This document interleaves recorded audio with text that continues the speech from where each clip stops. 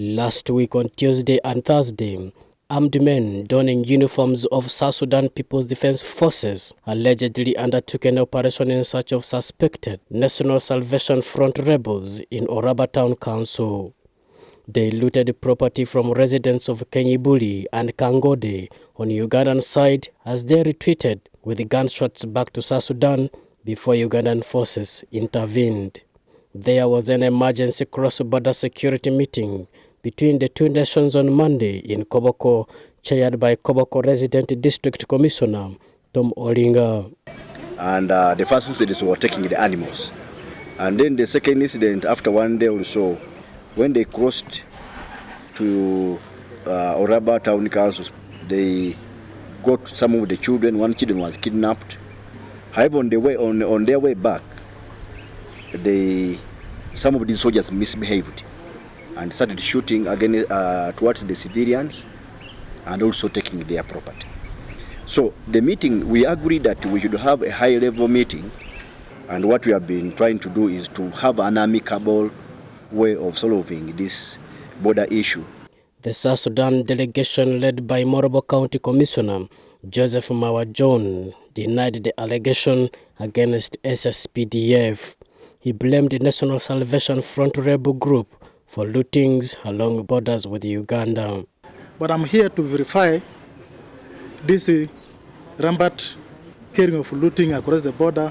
That is not SSPDF who carried that looting of civilians across the Uganda. We have a rebel group called NAS, National Salvation Front, which belongs to General Thomas Cirillo.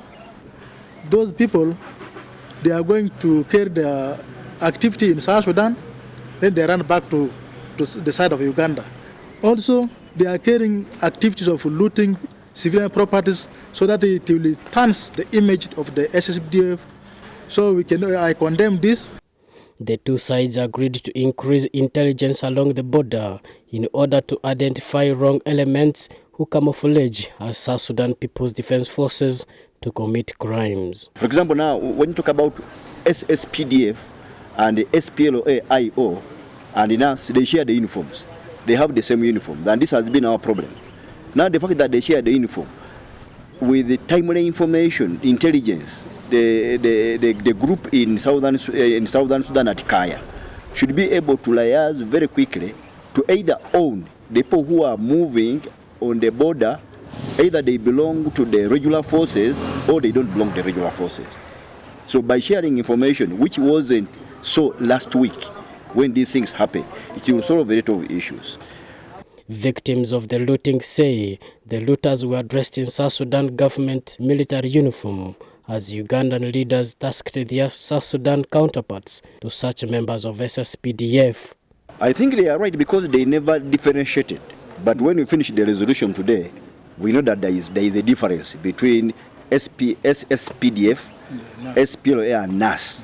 Though sometimes they can own the same insignia as far as the military is concerned. We have given a time limit of 2 weeks for the government of Southern Sudan to go back and exactly find out who was responsible. After verification, when we find SSPDF or we find anybody who commit these crimes, we will bring him to the book because nobody is above the law. We will make sure that all what is happening across the border will not happen again.